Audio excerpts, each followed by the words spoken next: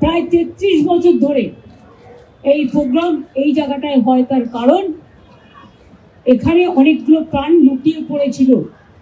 আর এই এলাকাটা রক্তের বন্যা বয়ে গিয়েছিল।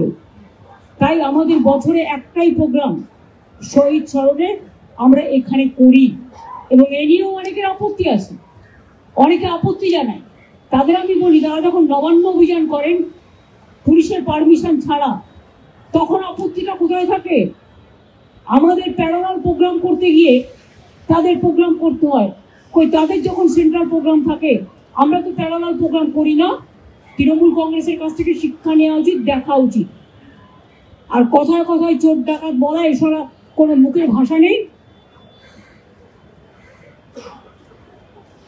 কত মানুষের উপর অত্যাচার, বাংলা ভাষীদের উপর অত্যাচার। আমি সব ভাষাকে সম্মান করি এবং আমরা সব সম্মান করি সমস্ত রাজ্যের মানুষকে, কিন্তু এর মানে এটা নয় যে বাংলা ভাষায় কথা বললেই তাকে জেলে পুরে দিতে হবে। যাক, যে সেসব কথাগুলো আগামীকাল মিটিং আছে, কালকে বলা যাবে।